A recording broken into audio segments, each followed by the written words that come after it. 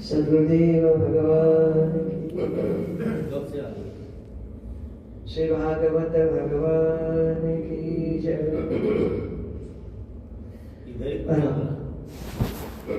नित्य प्रत्यानंद देव वंदनीय गुरु भगवान,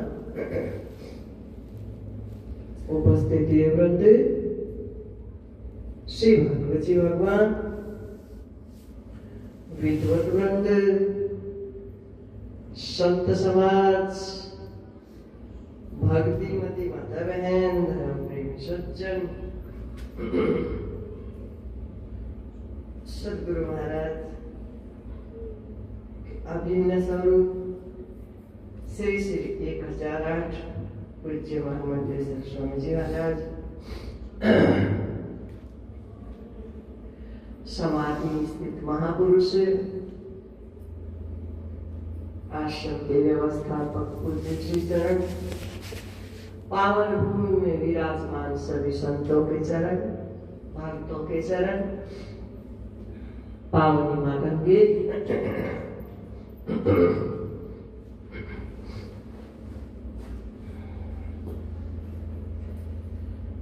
हरे राम हरे कृष्ण।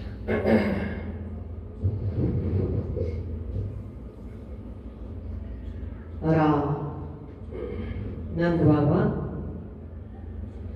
एकादशी का व्रत रखा हुआ है।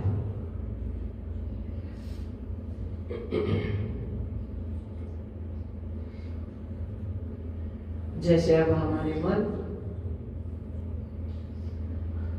सब ओर से सिमट जाए, एक के प्रति उत्सुक, एक के मिलन की चाह है, एक के मिलन की जिज्ञासा, अपने स्वभाव में स्थित होने की प्रबल भावना। तो इस समय क्या घट रहा है? एकादशी का व्रत। ऐसी एकादशी जब घटित होती है तो समय का भान नहीं रहता। कई बार आप लोग कहते हो ना, गुरु जी आज तो कथा बिल्कुल जल्दी पूरी कर दिया, तो उस समय मन अपने स्वभाव में होता है तो समय का पता नहीं रहता। तो समझो एकादशी घट गई हमारे मन में। ऐसी एकादशी घटी नंद बाबा के मन में। आज समय का भान नहीं रहा, यमुना जी में स्नान के लिए निकले हैं। मर्यादा है प्रत्येक स्थान की अपनी तीर्थ की। रात्रि 11 बजे के बाद प्रातः 3 बजे से पहले स्नान नहीं किया जाता। बस ये चूक हुई, डुबकी लगाई तो वरुण लोग ले गए। यहाँ कोई चूक नहीं हुई, यहाँ उपदेश है। क्योंकि सभी रसों से जब मन उठ जाता है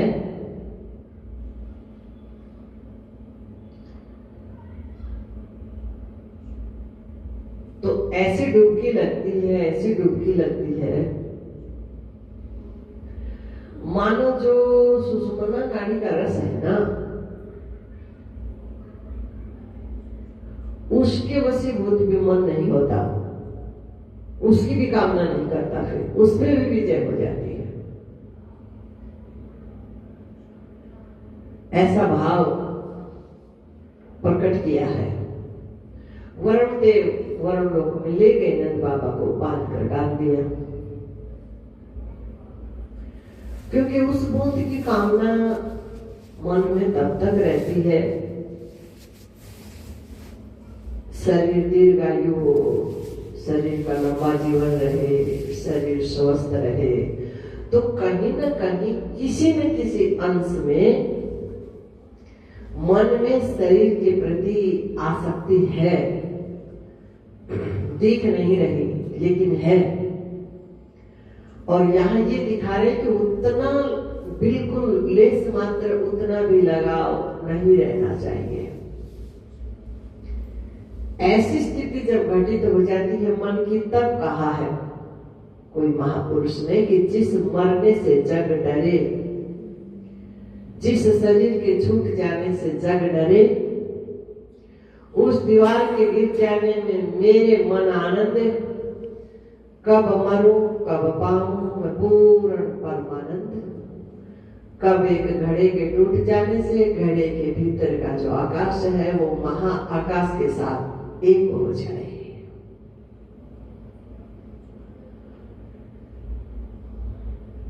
ऐसी ललक को यहाँ दर्शाया है।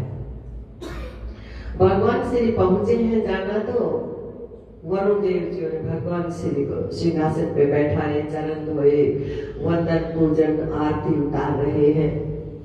त्वमेव माताश्च पिता त्वमेव, त्वमेव बन्धुश्च सखा त्वमेव, त्वमेव विद्या द्रविणं त्वमेव, त्वमेव सर्वं मम देव देव। भगवान श्री कहे नंदराय जी आप हमारा तो वंदन पूजन कर रहे हैं, हमारे पिता महाराज को बात कर डाल दिया। आपके पिता महाराज हाँ तुरंत क्षमा मांगते हुए बंधन से मुक्त किए। यहाँ ये भी उपदेश दे रहे भगवान की बाबा की वजह से मेरा आपसे मिलन हुआ है। तो गुरु गोविंद दो खड़े काके लागू पाए, बलिहारी गुरुदेव की गोविंदियों मिलाए। तो नंद बाबा को प्रणाम किया है, क्षमा मांगी है। अब जो सुषुम्ना की नाड़ी में जो बूंद है उसकी कामना थी, उससे भी मन क्या हो गया, उपराम हो गया। कंठारे ब्रजवासियों को देखा, नंद बाबा ने कहा हमारी कन्हैया तो बहुत बड़े देवता लगते हैं, वरुण देवता ने इनकी बहुत पूजा की। नहीं बाबा ये सब नारायण है, कोई देव नहीं है।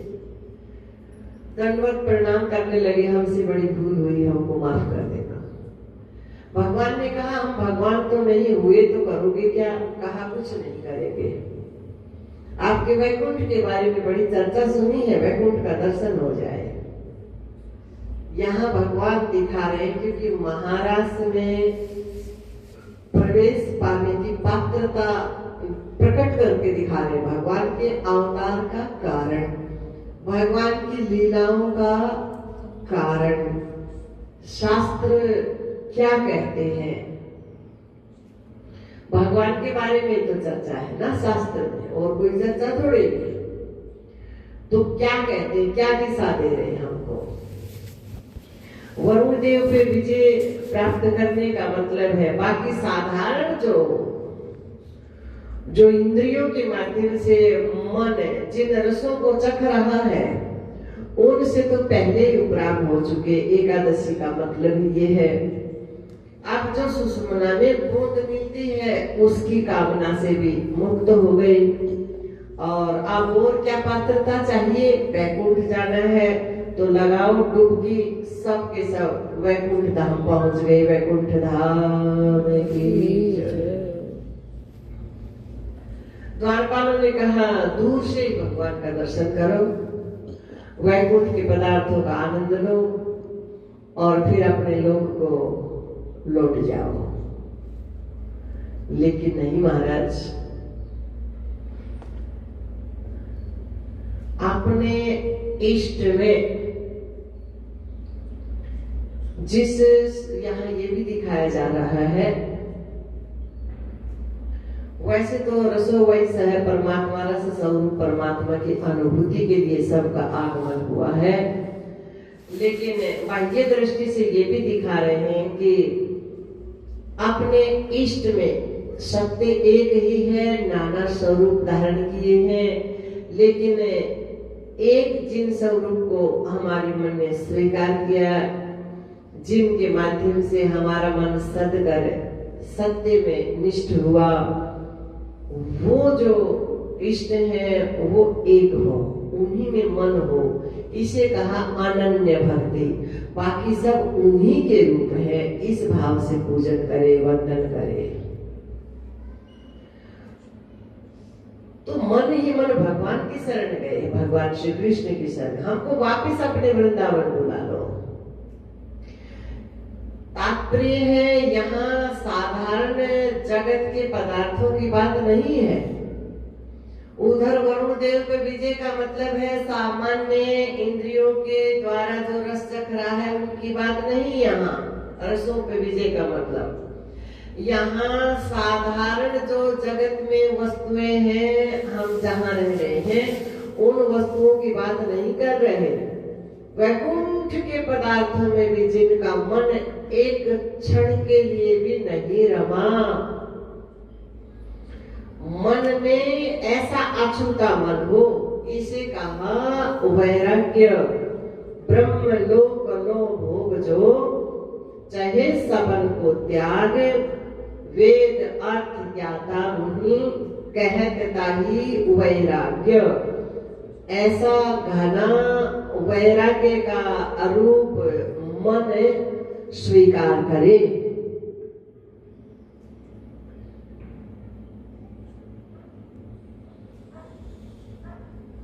और डुबकी से बाहर आए, कैसा लगा वैकुंठ, क्या कहना। लेकिन हमारा मन वहां रमा नहीं, वहां हमारा मन नहीं लगा।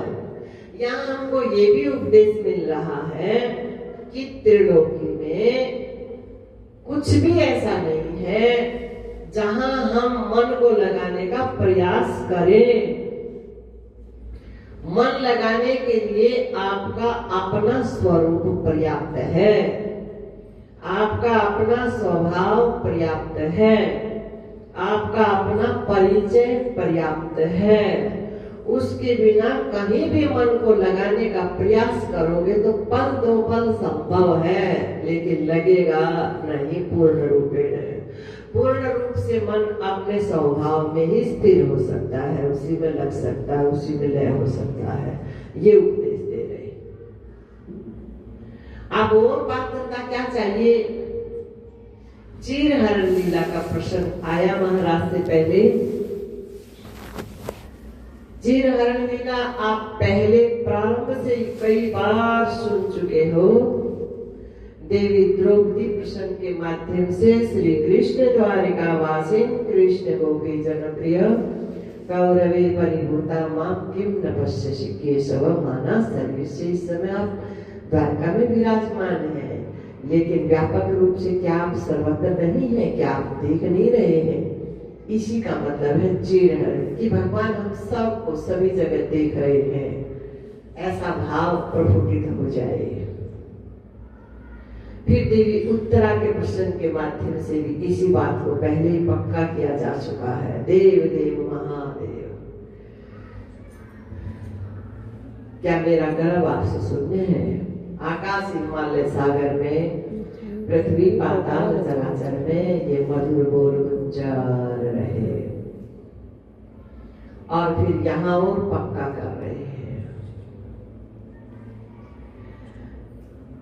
कि जिस समय आपने, महापुरुष है, संत है सभी, और इस समय भगवान के शरीर की उम्र है 6 वर्ष 7 वर्ष। जिस समय हम जल में प्रवेश हुआ तो उस समय हम यहाँ वृक्ष वनस्पतियों के माध्यम से सर्वत्र कण कण में हम नहीं थे क्या। ऐसी कोई भी जगह नहीं है जहां मैं तुमको नहीं देख रहा हूँ, नहीं सुन रहा हूँ, नहीं समझ रहा हूँ। वैसे प्रसंग मिलता नहीं है, लेकिन आपके कल्याण के लिए कहा तो बार बार जा रहा है, बताया तो बार बार जा रहा है। बहुत बार सुन चुके हो, लेकिन समझ में आ नहीं रहा। जब सुनते हैं, क्रिया में देखते हैं, तो ऐसा लगता है कि सुनाने में कोई न कोई चूक रह गई, वरना ऐसा तो घटित नहीं हो सकता। और यहाँ ये लाइन भजन की भी लागू होती है कि फिर भी मना रहे हैं, फिर भी मना रहे शायद तू मान जाए। क्या प्रथम दिवस से आपको कहा जा रहा है, ये ऐसी पावन भूमि है, ये ऐसी दिव्य भूमि है।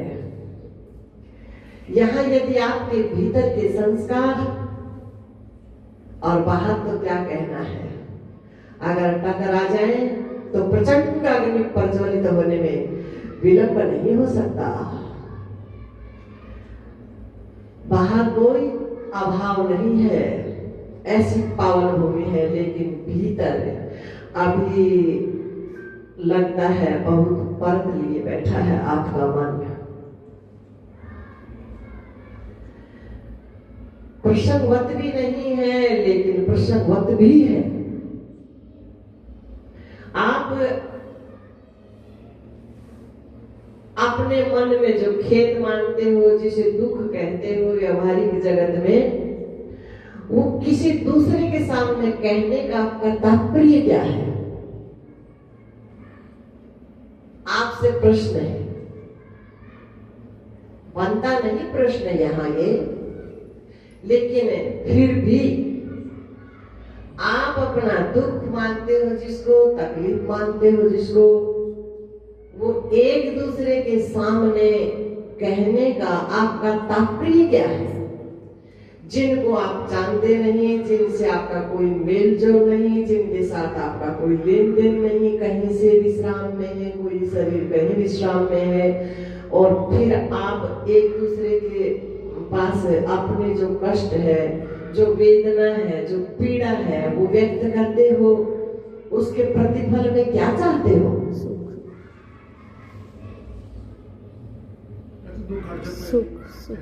क्या दुख कहने से दुख घट जाता है, कम हो जाता है? सुख। ये भूल है आपकी।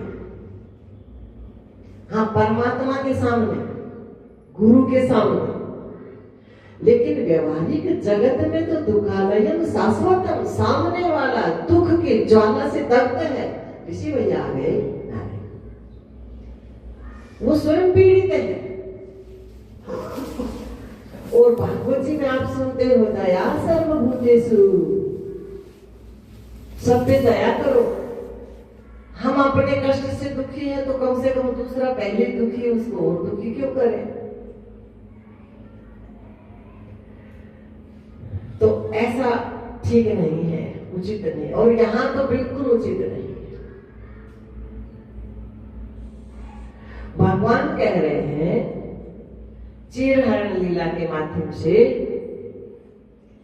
कि तुमको कहने की भी आवश्यकता नहीं है, बिन बोलिया। या तो तुम हमदर्दी चाहते हो सामने वाले से, या अपने को बहुत बड़ा सहनशील सिद्ध करके दिखाना चाहते हो, मैं बहुत सहनशील हूँ, लेकिन दोनों बातों में से कुछ नहीं हो, मात्र मूढ़ता है, अविवेक है, न समझी है। उतनी श्वासों में भगवान की शरणागति स्वीकार करनी चाहिए। बार बार कहा जा रहा है मन को विचारों से बिल्कुल शून्य करो, मन को विचारों से बिल्कुल शून्य करो, मन को विचारों से बिल्कुल शून्य करो, क्योंकि सजातीय से सजातीय का मिलन संभव है। हम यहाँ आए हैं परमानंद की प्राप्ति के लिए, आनंद की अनुभूति के लिए, अपने स्वभाव में आने के लिए, लेकिन हमारे मन ने तो स्वभाव ही किसी और का अपना रखा है, तो कैसे बात बनेगी नारायण? और भगवान जी ने बार बार शुरू से अब तक, अब भी चीरहरण लीला के माध्यम से ये पक्का कर रहा है, भागवत जी पक्का कर रहे हैं महापुरुष गुरुजन, कि ऐसी कोई भी जगह नहीं है जहां भगवान हमको नहीं देख रहे, नहीं सुन रहे, नहीं समझ रहे। रही दुख की बात तो बार बार ये भी बताया जा रहा है कि को काहुक सुख दुख कर दाता, निज कृत कर्म भोग सब भ्राता। हमने यदि किसी से कर्ज लिया है तो चुकाना भी हम ही को पड़ेगा। हमसे यदि कोई चूक हुई है तो उसका भुगतान भी हम ही से करना, हम ही से होगा महाराज। वो तो एक यूं समझ लो कर्जे के ऊपर ब्याज और बढ़ा रहे हो, जो दाएं बाएं जो अपनी तकलीफ को फूट रहे हो ना, वो समझ लो कि पूंजी बढ़ रही है, घट नहीं रही है। वो घटेगी तभी जब मन से वो विचार आप हटा देंगे, केवल मन में भगवान के नाम की स्मृति हो, आपके आपके अपने स्वभाव के अपने स्वरूप की स्मृति हो, बस। फिर तो वो रहेंगे ही नहीं, फिर तो ज्ञान अग्नि दग्ध कर्माणि नष्ट हो जाएंगे सब महाराज। तो ऐसी कोई जगह नहीं है जहां मैं तुमको नहीं देख रहा हूँ, नहीं सुन रहा हूँ, नहीं समझ रहा हूँ।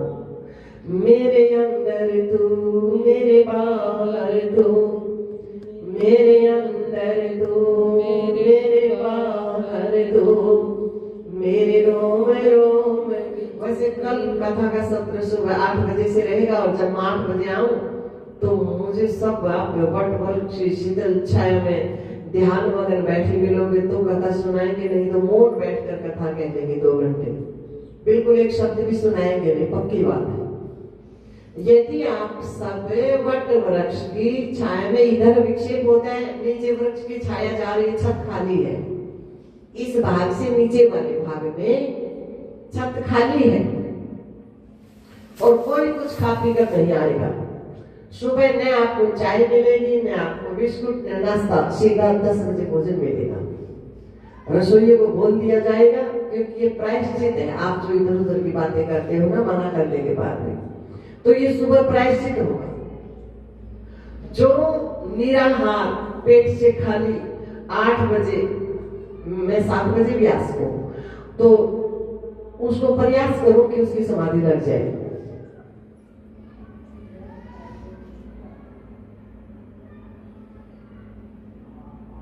ठीक है, कोई चाय नहीं, कोई नाश्ता नहीं, सीधा बैठे मिलोगे, अपना अपना आसन ले आ सकते हो, कोई कंबल बिछा ले सकते हो, कोई शेवल बिछा सकते हो, कोई कुर्ता बिछा सकते हो। बाहर छत है, यहाँ भी छेद नहीं देना किसी को, इस छत से आगे छत है, बाहर एकदम खुला है, वहां बैठे मिलोगे सब। नहीं तो 2 घंटे मौन कथा करें, कुछ नहीं बोले। तो भगवान हमको सर्वत्र देख रहे हैं, बिना ही बोले हमारे भाव को बाहर। जब उनसे कुछ शून्य है ही नहीं, जब आप उनसे भिन्न हो ही नहीं, तो अपने आप को कोई अपने आप जानेगा कैसे नहीं महाराज। ये चीरहरण लीला का भाव है। अब शरद पूर्णिमा की पावन बेला, बेला का मतलब है समय, अच्छा सा मुहूर्त, मंगल करने वाला पावन सा समय। शरद माने ठिठुरपना, बर्फ कहो, जड़ता कहो, अज्ञानता कहो, अविवेक कहो, इससे हमारा मन छटकर निरोला होकर पूर्णिमा अपने प्रकाश से प्रकाशित है, इस भाव को अनुभव करने वाली जो पावन बेला है कि तू तो साक्षी स्वयं, सारा जगत तुझसे प्रकाशित है, तुझे किसी के प्रकाश की आवश्यकता नहीं है, सारे जगत का तू आधार है, तुझे किसी बैसाखी की आवश्यकता नहीं है, तू तो साक्षी स्वयं प्रकाश है। इस बात की अनुभूति पा लेने वाली पावन सी बेला का नाम शरद पूर्णिमा। और ऐसे पावन बेला में ही नाद सुनाई देता है, नाद सुनाई देता है। भगवान ने बंसुरी का नाद किया है, अखंड बज रहा है वो नाद। ओ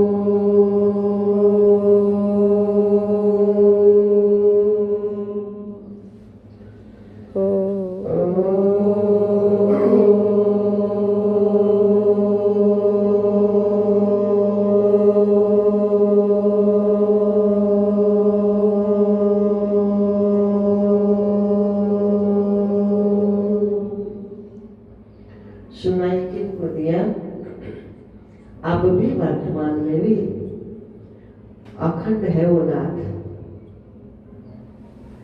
तो ये नाद सधे हुए मनों को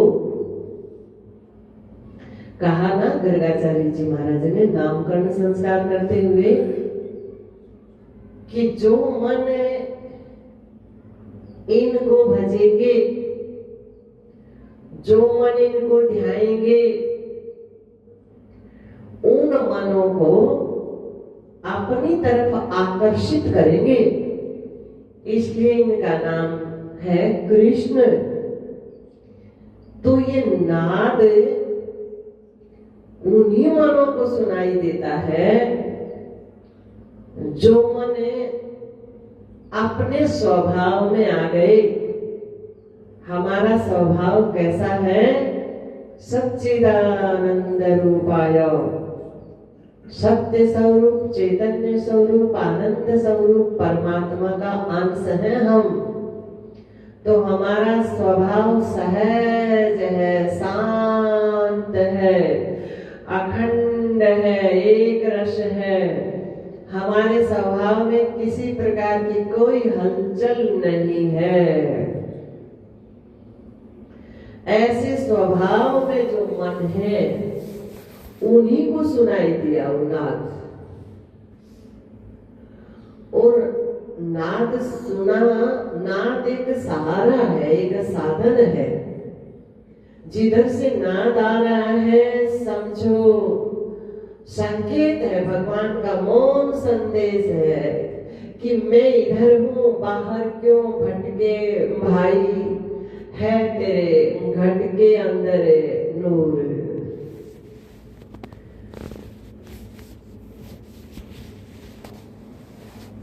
मैं इधर हूँ।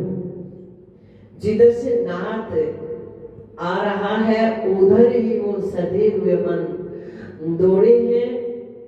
जिस भी परिस्थिति में है, जिस भी साधन में लगे थे, मन चौका बुहारी ये नहीं है कि बाह्य दृष्टि से वो संन्यास आश्रम में रहे थे, नहीं नहीं, वो गृहस्थ में है, बाल बच्चे हैं, कोई गाय का गोबर झाड़ू कर रही है, कोई दूध दोहन कर रहे हैं, उधर पे काटने के संत हैं सब है।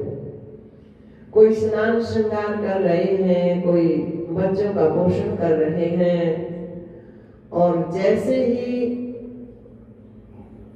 नाद सुनाई दिया, व्यवहारिक जगत निभाते निभाते मन कहाँ रहते हैं उन महापुरुषों के? अपने स्वभाव में।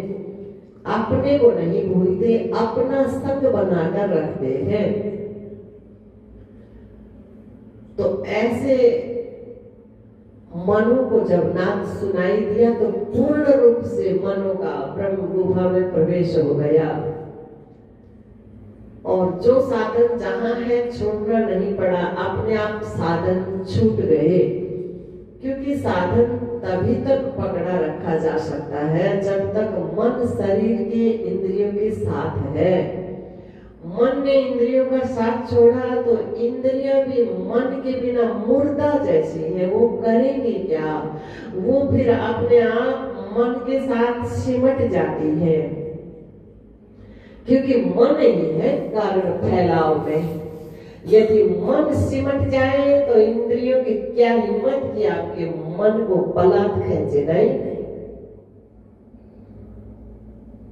मन यदि सामर्थ्यवान है, मन यदि पुरुषार्थी है और सिमट गया उधर से, तो इंद्रियां पीछे पीछे आएंगी महाराज। मन सिमट गए तो इंद्रियां अब क्या करेंगे? सब साधन वही छूट गए, छोड़े नहीं, छूट गए। एक गोपिका का मन श्रृंगार में रमण कर रहा था, शरीर से जुड़ा हुआ था।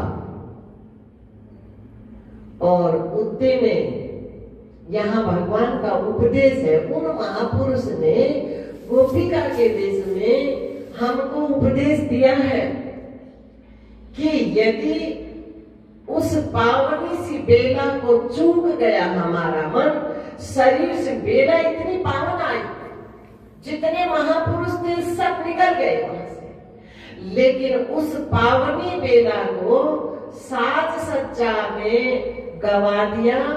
उतने में संसारी उठ गए, दरवाजा बंद किया, लेकिन पश्चाताप इतना हुआ, प्रायश्चित ऐसा किया कि शरीर छूट गया, शरीर नहीं जा पाया, सूक्ष्म शरीर के द्वारा पहुंची है। तो मनों की गति बहुत तेज है, शरीर मन के साथ चल नहीं सकते, इसलिए शरीर के पंख अस्त व्यस्त है, वस्त्र अस्त व्यस्त है, आभूषण अस्त व्यस्त है। और सुखदेव जी महाराज ने चित्र उतारे हैं, सावधानतया शृणु। उन फकीर ने जो जलाशय में देवांगनाएं स्नान कर रही हैं, लेकिन कुछ पता ही नहीं कौन कहाँ है। आज वो चित्र उतार रहे हैं, लेकिन शरीरों के नहीं महाराज। पहले ही उपदेश दिया जा चुका है कि यदि शरीरों के चित्र उतारने का शौक होता तो वहां उतार लिए जाते हैं। यहाँ तो उन फकीर ने उन अवधूत मनों के चित्र लिए हैं कि अवधूत किसे कहते हैं,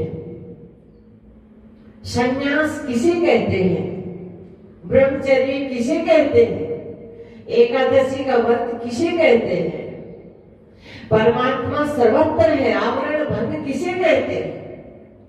उन सब का परिणाम हमारे सामने रखने के लिए सुखदेव जी महाराज चित्र उतार रहे हैं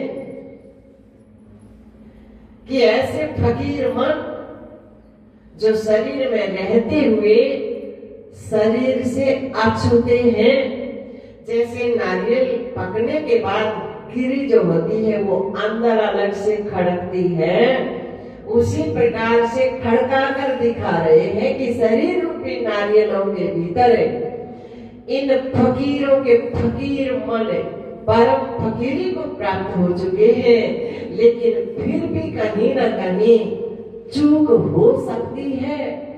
इस बात को दर्शाने के लिए सुखदेव जी महाराज ने चित्र उतारे हैं। और विशेषता नाद की,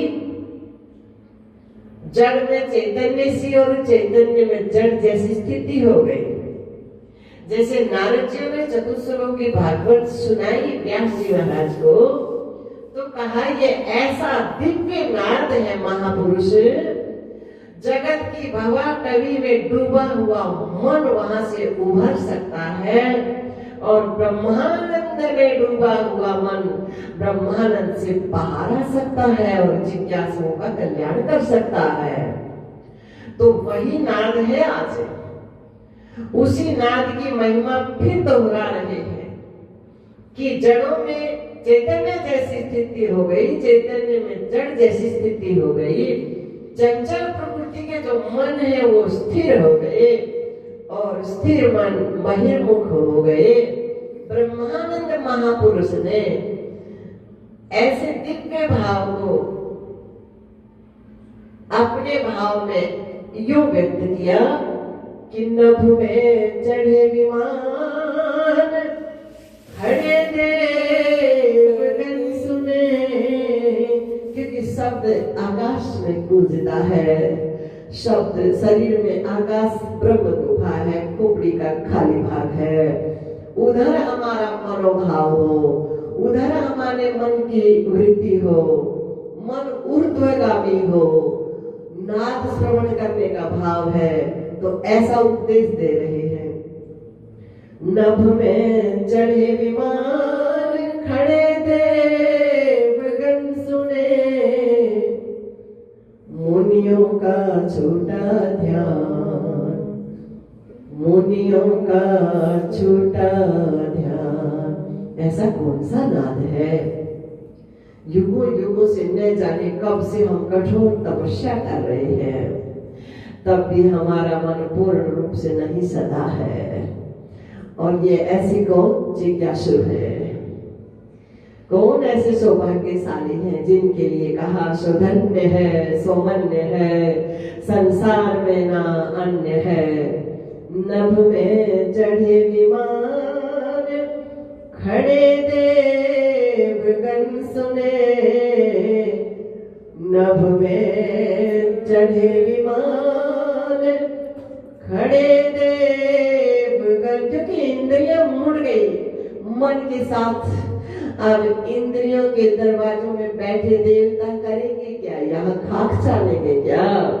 नभ में चढ़े विमान, खड़े देवगण सुने। नभ में चढ़े विमान, खड़े देवगण सुने।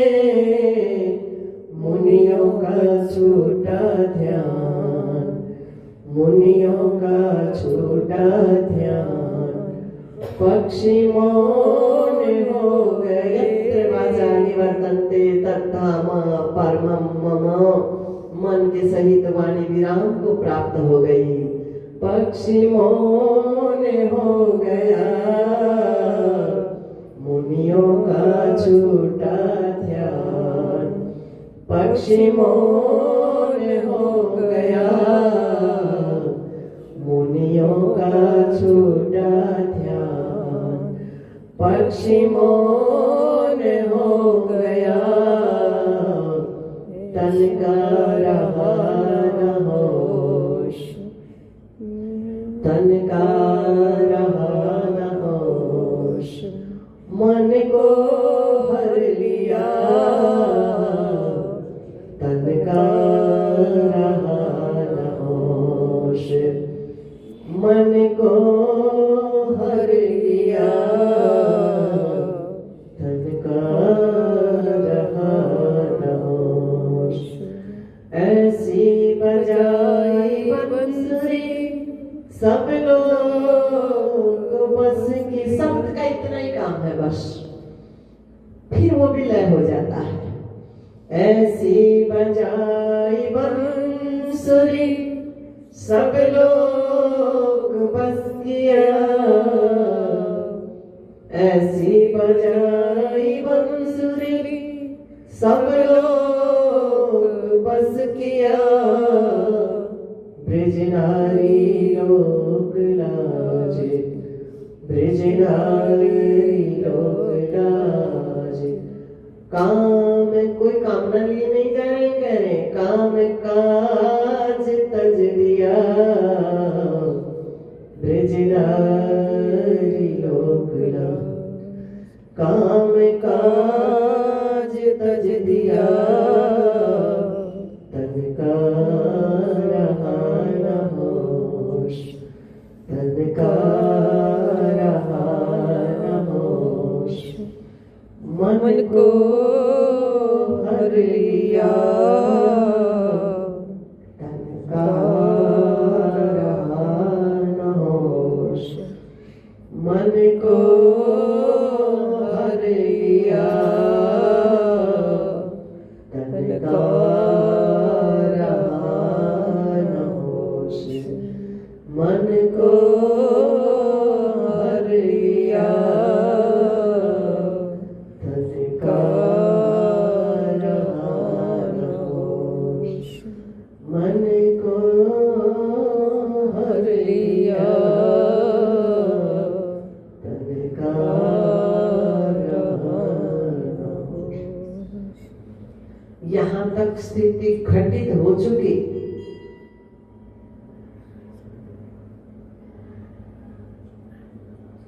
और पहुंचते ही भगवान ने ऐसे अवधूत मनों का स्वागत किया है।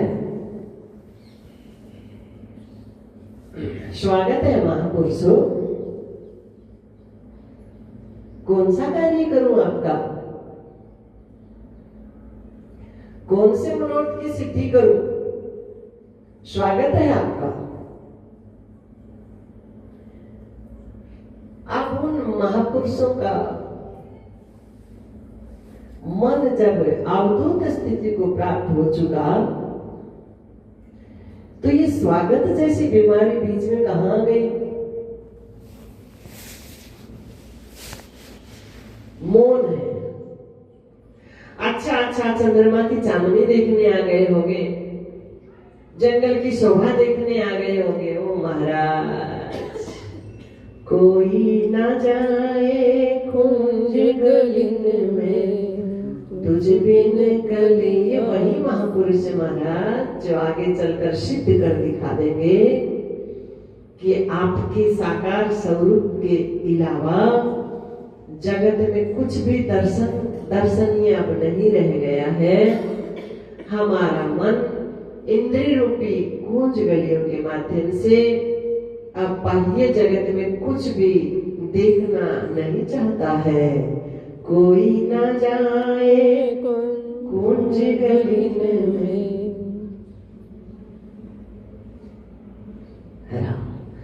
तुझ बिन कलिया। और एक आप है, ऐसे महापुरुष की श्री चरणों की रच कण है, जहां उन कणों में आप अपने व्यवहारिक जगत की कंकर बखेर रहे हो। कोई न जाए कुंज, यहाँ तो बस मौन के अलावा मन मौन हो जाए, यहाँ बार बार आना संभव नहीं होता है। बस मन मौन हो जाए। कोई न जाए कुंज गली में तुझ बिन कलियां चुनने को, तुझ बिन कलियां चुनने को। कोई न जाए कुंज गलिन में तुझ बिन कलियां चुनने को, तुझ बिन कलियां चुनने को। तरस रहे हैं तट यमुना के धुन मुरली की सुनने को, धुन मुरली की सुनने को। तरस रहे हैं तट यमुना के धुन मुरली की सुनने को, धुन मुरली की सुनने को। अब तो दर्श दिखा दे नटखट, अब तो दर्श दिखा दे नटखट। क्यों दुविधा में, अछूतापन बोल रहा है, अछूतापन जो कुछ नहीं छू रहा, जो अवधूत स्थिति को प्राप्त हो गया, वो मन बोल रहा है। अब तो दर्श दिखा दे नटखट, क्यों दुविधा। कहीं हम शरीर को त्याग दें, मन जिनके माध्यम से देख पाए, कभी उस पिंजड़े को त्याग दे। अब तो दर्श दिखा दे नटखट, अब तो दर्श दिखा दे नटखट। क्यों दुविधा में डाला रे बड़ी देर भई लाला तेरी आवत। वो महापुरुष है ये, उन महापुरुषों के लिए ये जंगल की शोभा। ओ महाराज, ये चंद्रमा की चांदनी, जो उस चांदनी में रमण कर चुके जो मने, जहां नहीं चांद नहीं तारा, जहां नहीं चांद नहीं तारा, बिन सूरज उजियारा, बिन सूरज उजियारा। जहां नहीं शब्द झंकारा, मुझ करके सैन जगा दे। ओ मस्ताने बाबा, ओ दीवाने जोगी, मुझे अपना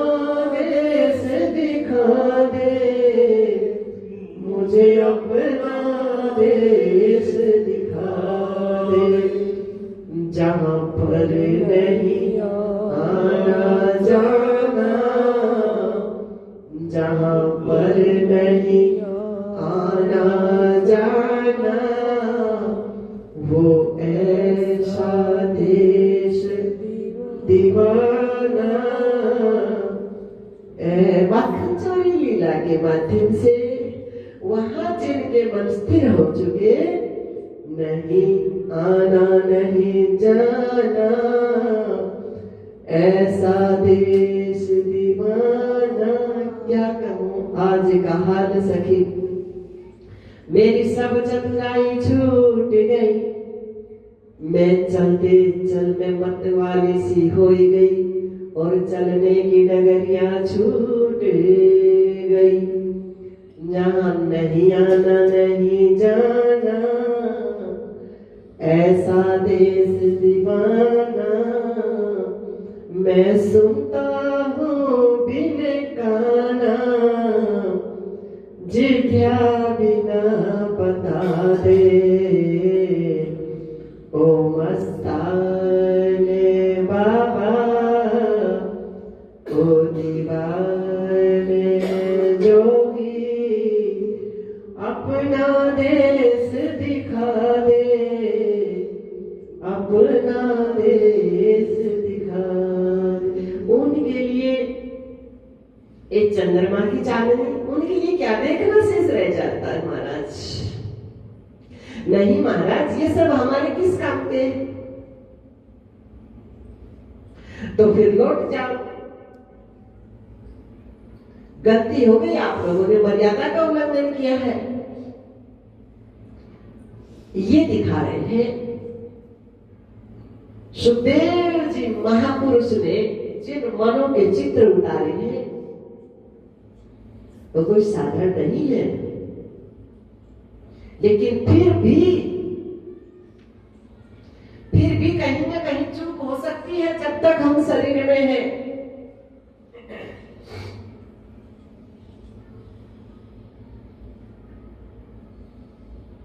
चूक हो गई आपसे, क्या चूक हो गई महाराज, कि पतिव्रता जो स्त्री है, पहले पक्का कर रहे हैं, फिर आगे वैसा घटित होगा कि पतिव्रता स्त्री का मतलब है एक को ही जो भजे, बाकी कुछ भी स्मृति में नहीं। इसी को अनन्य भक्ति भी कह दिया।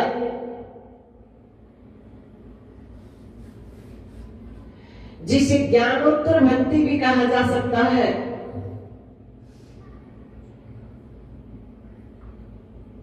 एक के अलावा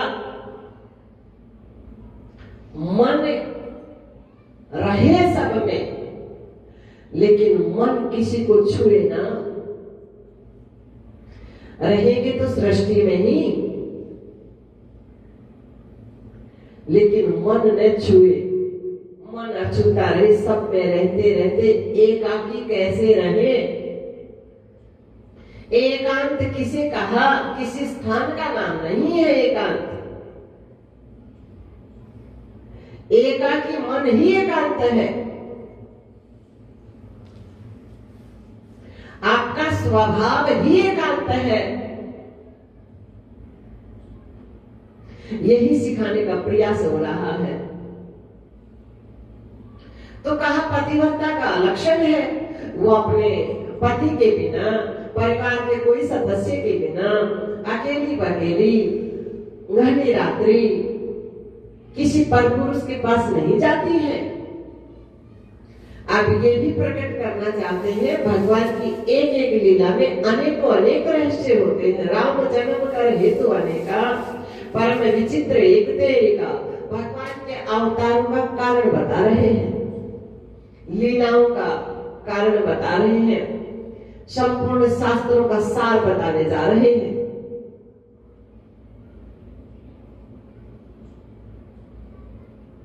ये भी दिखा रहे हैं कि ये सब जानते हैं कि भगवान है,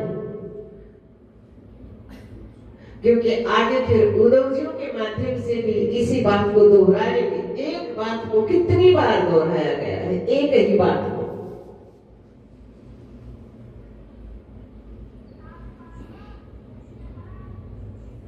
तो कहा पतिव्रता का ऐसा लक्षण है, तो फिर है लौट जाती है महाराज।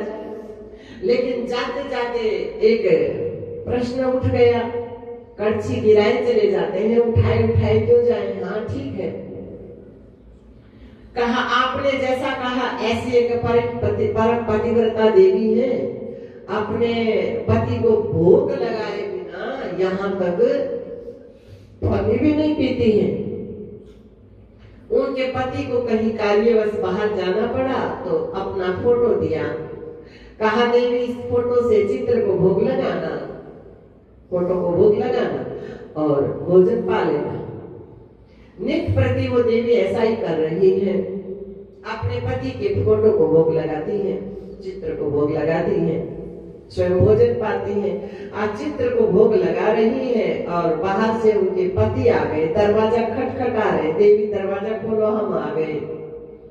आप कहो भगवान, वो पतिव्रता स्त्री अपने पति के चित्र को भोग लगाती रहे, मानो उनका मन उस चित्र को पकड़े रखे या बाहर जो आवाज आ रही है उनके पति की उधर जाए। कहा ये तो कोई पूछने की बात नहीं है, वो तो उनके पति का चित्र है, असली पति आ गए तो दरवाजा खोलना चाहिए, जिधर से आवाज आ रही उधर जाना चाहिए। तो बस भगवान उसी प्रकार से ये संपूर्ण सृष्टि आप ही का चित्र है, आप ही का फोटो है। एको हम बहुश्यामा, मैं एक से अनेक हो जाऊं, ये सब आप ही का चित्र है। और आत्मा के परमात्मा पति पिता सर्वस्व, तुलसी के शब्दों में तात मात गुरु सखा, तात मात गुरु सखा, तो सब विधि हित मेरो, तात मात गुरु सखा, तात मात गुरु सखा, तो सब विधि हित मेरो। तो आपने हमारा दरवाजा खटखटाया, आपने नाद भेजा, आपने पुकारा, आपने आवाज लगाई तो हम आ गए। अब ये स्पष्ट हो गया कि उनके मन परमात्मा की शरण में आए हैं। वो जानते हैं ये सच्चिदानंद घन है, लेकिन यहाँ भी कोई चूक हो सकती है, ये दिखा रहे भगवान ने। अब जितने महापुरुष हैं गोपिकाओं की वेशभूषा में, भगवान श्री ने उतने ही रूप धारण किए हैं। अभी महारास घटित नहीं हुआ है, मात्र रास हुआ है। एकादशी व्रत घटित हुआ है, लेकिन महारास हुआ नहीं है। सूक्ष्म शरीर के सहित प्राण आत्मा में रमण किए हैं, रास हुआ है, लेकिन अभी आत्मा का परमात्मा से मिलन नहीं हुआ है, ये महारास है। लेकिन उससे पहले ही मनो ने अहंकार को छू लिया। अवधूत मनो ने अहंकार को छू लिया। मुझसे पहले मिले भगवान, अभी मिले नहीं। अभी शादी हुई है, शादी के परिणाम को मन प्राप्त नहीं हुआ है, लेकिन मैं धर्म पत्नी हूँ, मैं पति हूँ, हमारा दाम्पत्य जीवन है, हम गृहस्थ हैं। इस अहंकार को मन ने पकड़ लिया।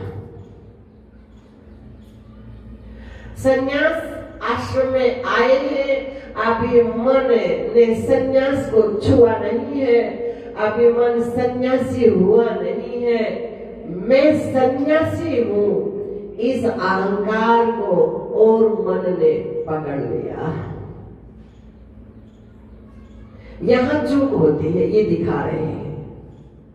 मुझसे पहले मिले भगवान, और पातिव्रत लक्षण में भगवान कह रहे हैं, पातिव्रत लक्षण कह रहा है, गुरु महाराज कह रहे हैं कि एक ब्रह्म का ध्यान किया कर, छोड़ दूसरी आशा।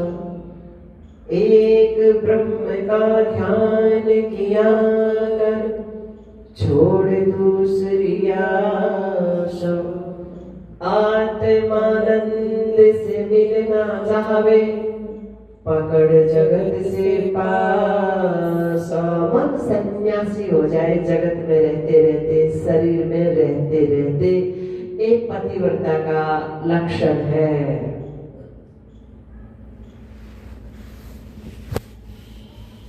तो भगवान अदृश्य हो गए, आना जाना नहीं है भगवान, क्योंकि अहंकार का पर्दा तन गया और भगवान का अनुभव भगवान में सजातीय मिल सकता है। बार बार सुन रहे हो, दूध में दूध मिल सकता है, पानी नहीं। तो मन ने अहंकार का स्पर्श कर लिया, मन ने अहंकार का संग कर लिया, और भगवान कहते हैं मुझे तो अछूता मन चाहिए, अवधूत मन चाहिए, शुद्ध भाव चाहिए। मन कहो, भाव कहो, भाव का भूखा हूं मैं, बस भाव ही एक सार है, और भाव से मुझको भजे तो भव से बेड़ा पार है। उसी समय आप थोड़ा आगे बढ़े तो भगवान श्री राधा जी के माध्यम से, राधा ही कृष्ण है, कृष्ण ही राधा है, राधा के रूप से उपदेश दे रहे हैं कि और भी सूक्ष्म बीमारी है। ये भूमिका है, ज्ञान की जो 7 भूमिकाएं बताई ना, ये भूमिकाएं है। 7वीं भूमिका में जब तक मन नहीं मर जाता, नहीं सिमट जाता, तब तक कुछ ना कुछ बात गड़बड़ हो सकती है। इसलिए सावधान कर रहे हैं, पहले ही कह दिया भागवत में, सावधान दयाशरण, सावधान होकर सुनना महाराज, और अपने लक्षण मिलाना, मन के लक्षण महाराज, कहीं भूल न हो जाए, कहीं चूक न जाओ।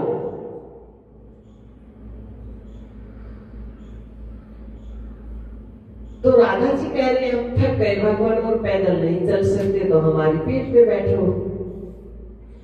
थक गए तो थकान मन में होती है, थकान शरीर में होती है, और उस थकान का अनुभव मन करता है। यदि शरीर करे तो शरीर छूट जाने के बाद जला दिया जाता है चिता में। तो शरीर की पीड़ा को अनुभव मन करता है, और कब करेगा? जब मन शरीर में रमान होगा, शरीर में होगा, शरीर की स्मृति होगी मन में, और मन में लेस मात्र भी यदि शरीर की स्मृति है तो भगवान का उपदेश है कि मर्यादा का ध्यान रखना चाहिए। स्थान की मर्यादा, अपने घर की, कुल की मर्यादा, छोटे बड़े की मर्यादा, ये सब इनका ध्यान रखना चाहिए। यदि शरीर का होश है तो होश हवास में यदि मर्यादा का उल्लंघन करोगे तो दोष लगेगा। और यदि 7वीं भूमिका में मन का प्रवेश हो गया, अब होश ही नहीं है, फिर मर्यादा का भंग हो तो फिर कोई दोष नहीं है। ये उपदेश दे रहे हैं। तो भगवान वही अदृश्य हो गए, इनके मन ने भी छू लिया है मान को, शरीर में आ गया है मन। अब गोपियां खोजते खोजते यहाँ भी कृष्ण नहीं, यहाँ भी कृष्ण नहीं, यहाँ भी कृष्ण नहीं। राधा जी को देखा, जहां राधा वहीं कृष्ण, इसमें कोई संशय नहीं, लेस मात्र भी धोखा नहीं, लेस मात्र भी संशय नहीं।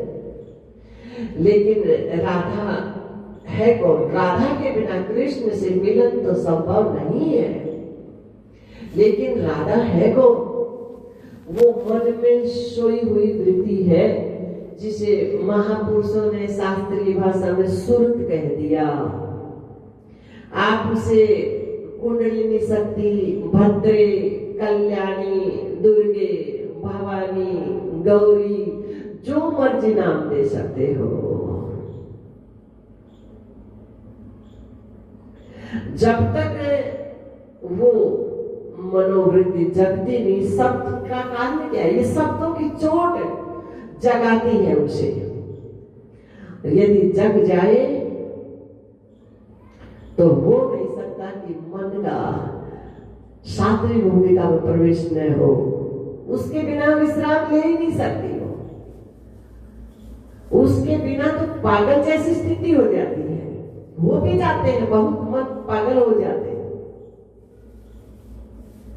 मार्गदर्शक यदि न मिले कि इस दिशा में जाना है, इस प्रकार से जाना है, तो पागल हो सकता है।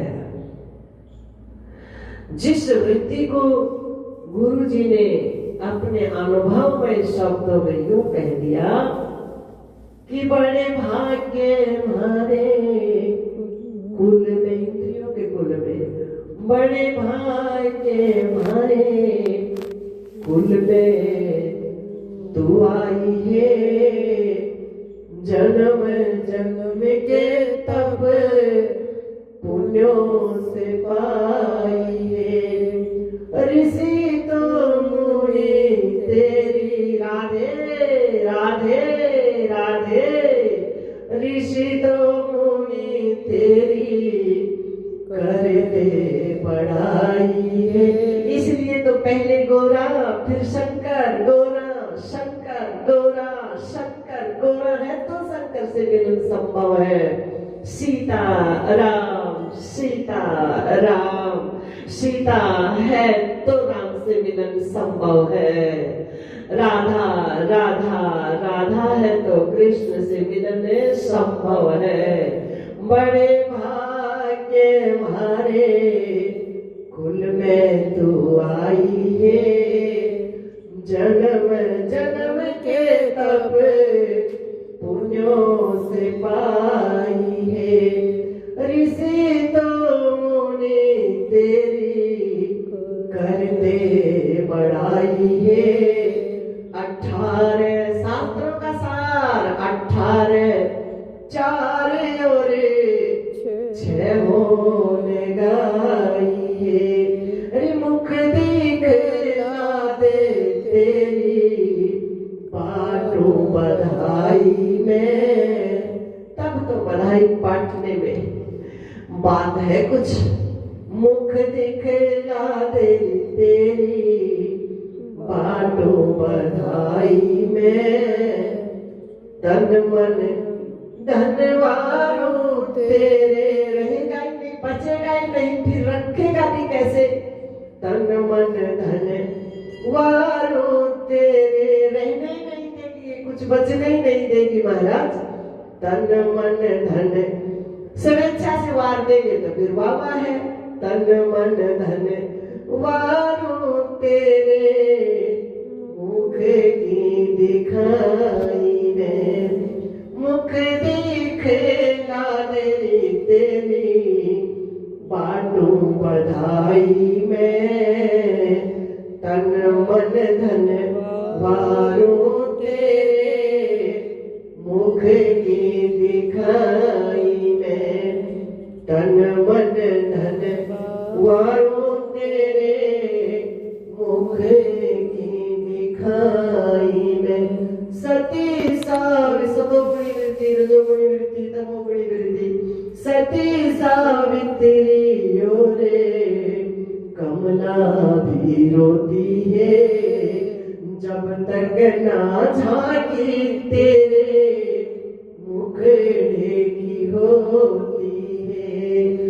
अद्भुत तेज तेरे, क्योंकि सजातीय से सजातीय का मिलन संभव है। अद्भुत तेज तेरे, मुखड़े की ज्योति है, घूंघट के अंदर बाहर झिलमिल होती है, घूंघट के अंदर बाहर झिलमिल होती है। चांद सूरज चमके तेरी रोशनाई में, तन मन धन वारू तेरे मुख की दिखाई में। चांद सूरज चमके तेरी रोशनाई में, तन मन धन वारू तेरे मुख की दिखाई। तो कहा जहां राधा वहीं कृष्ण। अब पहुंचे राधा कृष्ण, गंगा यमुना प्रवाहित हो गए, वाणी बोल नहीं सकती वहां कृष्ण कहाँ है। मात्र संकेत इशारा कर सकती है, वेद की श्रुति है। भगवान राम लखन जब वनवास जा रहे, गांव की कुछ माताएं आ गई, जल पिला रही हैं और भगवती जानकी से पूछ रही है, देवी ये श्याम और गौर वर्ण के कौन है? तो भगवती जानकी जी कहती है, लखन लाल के लिए गौर वर्ण लघु देवर मोरे। जो गौर वर्ण के हैं ना, छोटे हमारे देवर लखन लाल जी हैं। और ये सावली सरकार तो कुछ बोली नहीं, भगवती ने पल्लू किया है, ऐसे कपड़ा किया है, संकेत किया है, क्योंकि उनके बारे में कुछ कहा नहीं जा सकता। लेकिन तद भी कहे बिना रहा ना कोई, कहा भी नहीं जा सकता। फिर भी महापुरुष प्रयास भी कर रहे हैं कुछ कहने का, लेकिन कहा भी नहीं जा सकता। तो यहाँ राधा जी की वाणी मौन है, कहाँ है कृष्ण, क्या बताएं। और गोपियों ने अपना अनुमान लगाया, जैसी दृष्टि वैसी सृष्टि। आपके साथ भी वही हुआ जो हमारे साथ हुआ है, आपके साथ भी छल हुआ है, नहीं हुआ वही है जो तुम्हारे साथ हुआ।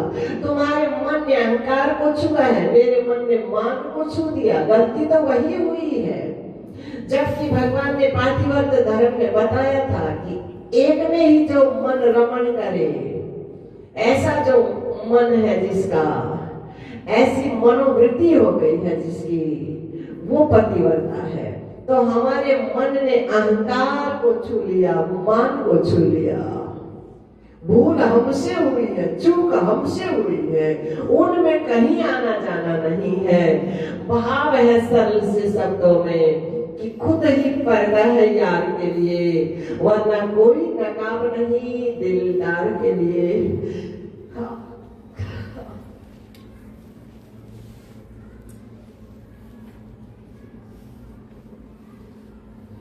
खुद ही से अगर तुम जुदा हो गया, उसके बिना कुछ नहीं बचेगा। फिर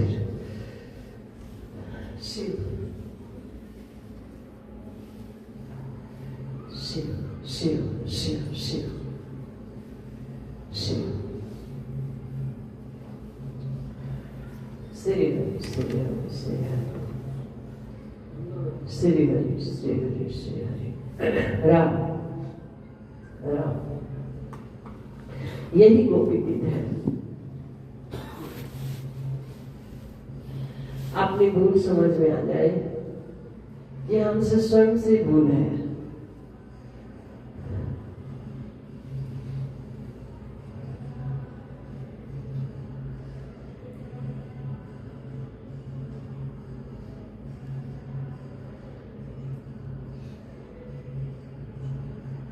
और सब उनसे भरपूर है। स्वयं की चूक से हम रिक्त है, खाली है। वो तो पूर्णमदः पूर्णमिदं पूर्णात् पूर्णमुदच्यते पूर्णस्य पूर्णमादाय पूर्णमेवावशिष्यते। पूर्ण ब्रह्माखंड आत्मा ना पीछे ना आगे। हमसे जो हुई वो व्यापक प्रभु है। जयति देदिकम जन्मन ब्रज, जो अजन्मा है, जो व्यापक है, जो अखंड है, जो एक रस है,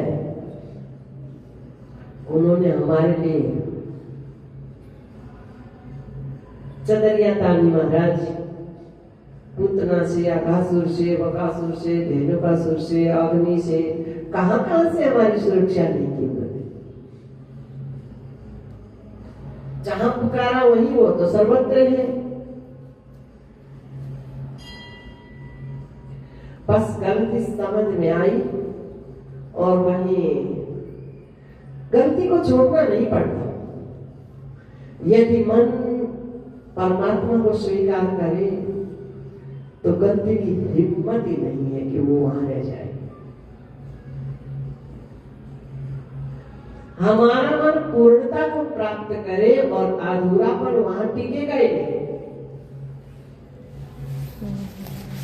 जब लगे हवा का फटकारा, गुरुजी ने दृष्टांत दिया है, जब लगे हवा का फटकारा, मेघों का खोज रहे ना। तेज हवा चले, कहाँ बादल उड़ जाते हैं, दिखाई नहीं देते, सब तितर बितर हो जाते हैं।